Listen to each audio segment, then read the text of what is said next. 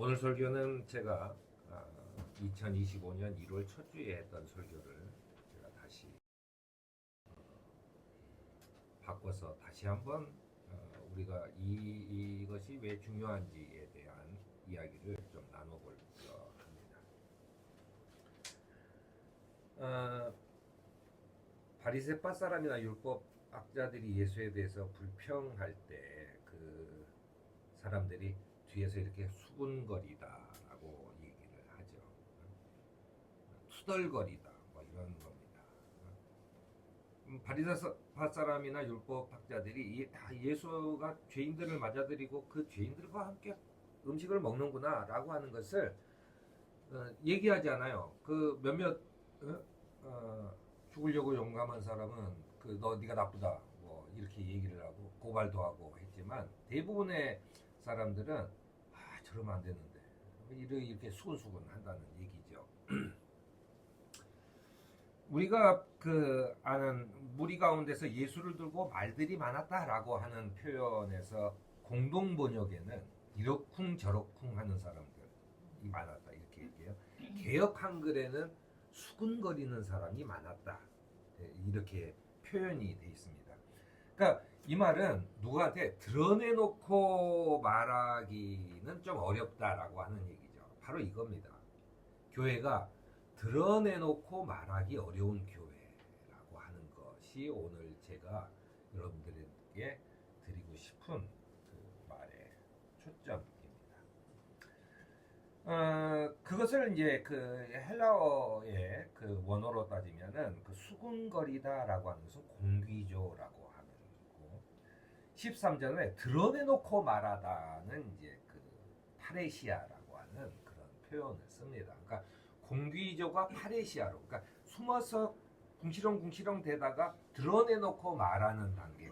바로 이것이 교회가 되는 것입니다. 유대 회당이 왜 교회냐? 왜 교회라고 부를까? 라고 했을 때의 그 교회의 원형은 바로 그거였다는 얘기죠.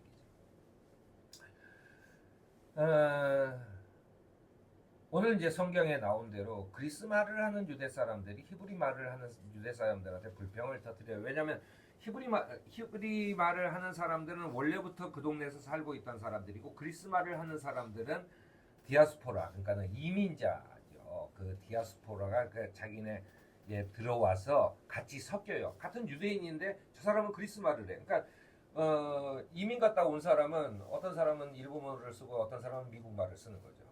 그러니까 이제 티가 날 수밖에 없어요. 그런데 이 사람들이 항의를 합니다. 불평을 터뜨려요. 우리네 쪽 그러니까 과부들이나 고아들이나 이런 사람들한테 우선적으로 음식이나 이런 것을 줬단 말이에요.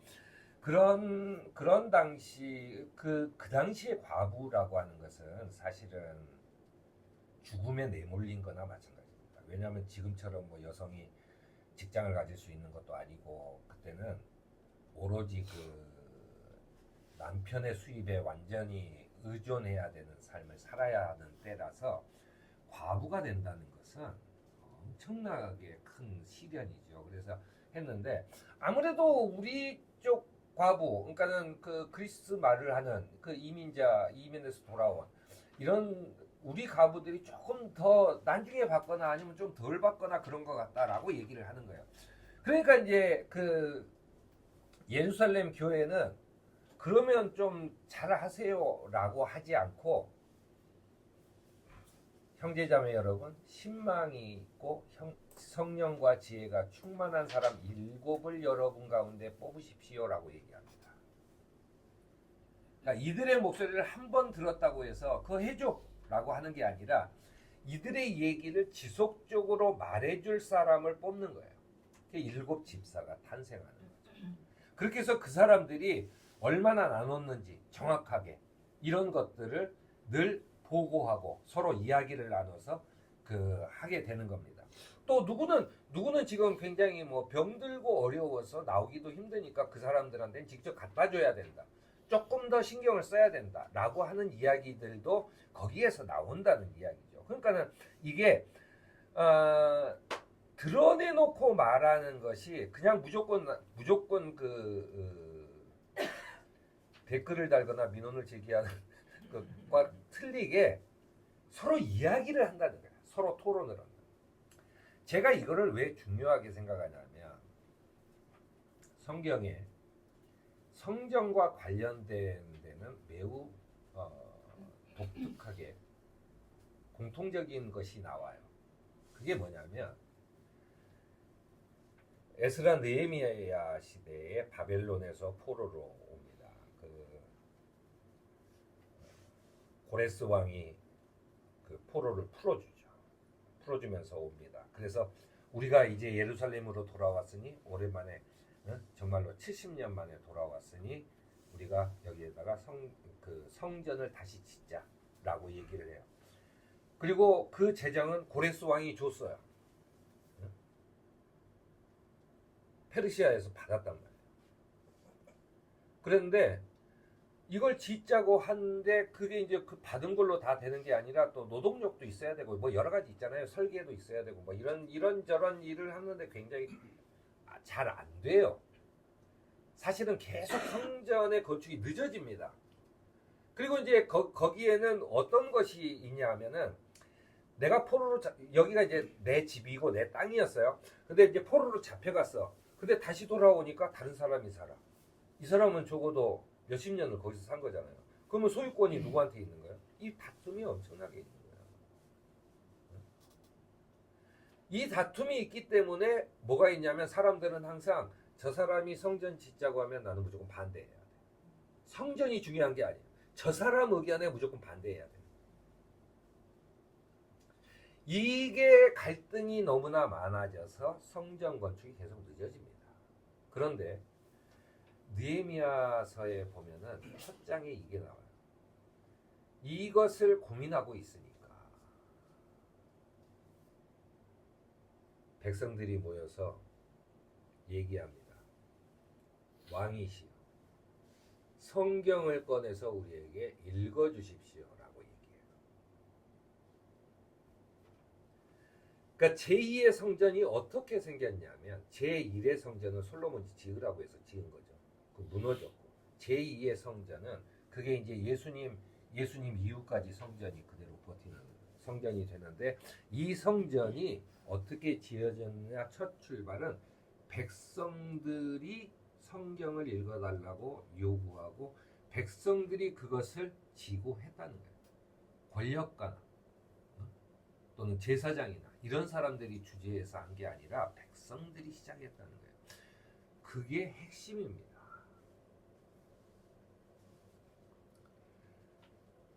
한국 교회는요, 교파와 관계없이 굉장히 은혜로운 뭐 어쩌고 하지만은 사실은 70년대에 그 명예 목사님, 배성사 목사님 늘상 하시는 얘기가 있었어요. 둔벙이 뭐냐면 이게 그 조그맣게 이렇게 파진 그런 조그만한 뭐 웅덩이 같은 겁니다. 둔벙만 파놓으면은 가만히 있어도 거기에 개구리도 뛰어들고 뭐도 뛰어들고 분단이. 십자가만 세우면 무조건 교회가 되던 시절이 70년대, 80년대를 보냈습니다. 왜냐하면 어려웠기 때문에. 그때 어려웠기 때문에 거기에 교회 가서 위로를 받아야 돼요. 왜냐하면 세상 어디에서도 위로를 받을 곳이 없었어요. 그래서 교회가 그렇게 됐죠. 그렇게 되다 보니까 목사는 그들한테 위로를 해줘야 되는 사람이 돼버렸습니다. 그러다 보니까 목사의 인기에 따라서 교회가 커지고 말아지고 얘기를 하죠. 그러니까 목사 중에서는 그 집단 체면을 배운다든가 경영학을 배운다든가 하는 일들이 비일비재하게 일어났죠. 그런 식으로 한국 교회가 엄청나게 부흥했다라고 얘기하지만 그 큰 교회는 결정적으로 빠진 게 있어요. 뭐냐면 파레시아가 없는 거죠.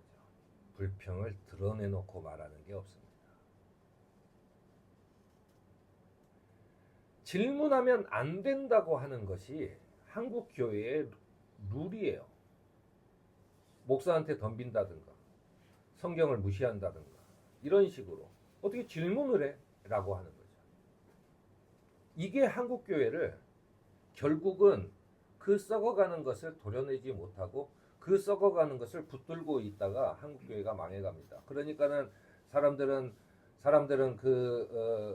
뭐 인구가 줄어서 또는 뭐 요즘에 뭐 경제 성장이 둔화됨에 따라서 뭐 사람들이 종교보다는 뭐 가족과의 모임이나 취미, 개인 여가 생활을 더 중요시하게 생각한다든 뭐 이런 식으로 얘기를 해요. 다 틀렸어요. 그리고 한국 교회는 망하지 않아요. 왜냐하면 지난 2000년 동안 교회는요 무수한 갈등을 겪었어요. 무수한 핍박을 받았어요. 끌려가서 사람들 앞에서 목을 베고 하는 그런 수모까지도 다 겪었습니다. 그런데 그리스도의 교회가 없어지지 않았어요. 오히려 그러면 그럴수록 더 커졌어요. 한국 교회 없어지지 않습니다. 한국에서 없어지는 것은 그렇게 일방 통행적인 교회가 없어지는 거죠. 그것은 교회로 보면 굉장히 잘된 일입니다. 망한 것은 그리스도교가 아니라 교회라고 여겨졌던 종교적인 친목 모임. 이제는 인간이 스스로 만든 종교적인 친목 모임이 망해가는 거예요. 그게 당연한 거잖아요. 오히려 생명의 샘물로 세상의 모든 것을 살리는 생명샘으로 가는 교회가 되어야 할 때가 온 겁니다. 에클레시아라고 하는 말은 교회라는 뜻으로 우리가 다 씁니다. 근데 이 에클레시아는 원래 뜻이 뭐냐면 도시국가 시민권자들의 총회를 뜻하는 단어였어요. 그러니까는 아리스토텔레스부터 해서 그 그리스의 시민사회라고 하는 것이 커지기 시작해요. 우리도 요즘에 이제 그 시민들이 얘기할 때 또 국민들이 얘기할 때 달라요. 의미가 국민 여러분 할 때하고 시민 여러분 할 때하고 달라요. 국민 여러분 할 때는 국적이 여권이 대한민국 여권을 가진 사람을 전부 다 뜻하는 거고, 시민 여러분이라고 할 때는 민주주의에 대한 그 깨어있는 시각을 가진 사람을 뜻하는 말이에요. 그러니까 나는 서울시에 살지도 않는데 왜 나한테 시민이라고 하지? 그거 아니에요. 서울 시민만 시민이 아니라 깨어있는 사람을 시민이라고 하는 겁니다. 그러니까 아리스토텔레스가 생각했던 건 그거예요. 도시국가 시민권자들의 총회라고 하는 것은 이 그리스의 이 시민권자가 된 사람들, 이 사람들은 정신, 육체, 이 모든 것이 뚜렷해야 돼요. 정확한 자기의 사상을 가지고 있고. 그래서 그 사람들은 각자 총회를 열어서 광장에서 그 자유롭게 토론하고 어떻게 나가야 될 것인가를 얘기해요. 이걸 이 말을 뜻하는 에클레시아를 갑자기 초대에 모인 사도들이 갑자기 이 에클레시아란 말을 꺼냅니다. 그러면서 우리는 에클레시아야, 시민총회야 라고 얘기해요. 그것을 이제 중국 성경 또 우리나라 성경으로 번역하면서 교회라고 가르치는 장소. 아무튼 이제 교회라고 하는 뜻으로 됐는데, 아무튼 에클리아 교회라는 뜻은 원래 그 뜻이에요. 왜냐하면 이들이 왜 도시 국가 시민권자의 총회를 라는 말을 가져다 썼는가라고 하면, 그 사람들은 하느님 나라의 시민권자들의 모임이라고 생각했기 때문에 에클레시아란 말을 뜬금없이 갖다 쓴 거예요. 그리고 우리는 유대교 회당이나 이런 모임하고 다르다. 우리는 도시권자 시민권자의 모임이다. 회당은 뭐예요? 제사장이 중심되는 거예요. 제사장이 없으면 예배 못 드려요. 하지만 도시 그 하느님 나라의 시민권자 모임은 시민이면 누구나 자유롭게 발언할 수 있어요. 시민이면 누구나 참여할 수 있어요. 누구나 주인이 될 수 있어요. 바로 이것이죠. 에스겔 선지자는 이렇게 얘기합니다. 이 강물이 흘러가는 모든 곳에는 온갖 생물이 번성하게 살게 될 것이다. 강물이 흘러가는 곳이면 어디에서나 모든 것이 살 것이다 라고 밝힙니다. 하느님의 부르심 받은 공동체는 누구나 거침없이 담대하게 자신의 의견을 솔직히 맡기고 함께 협의하고 어우러지는 하느님 나라의 시민권자 모임이 되어야 합니다. 우리가 있는 지금 이곳, 바로 이곳이 하느님 나라가 되도록 우리의 삶을 변화시키는 저와 여러분이 되기를 바랍니다. 아멘.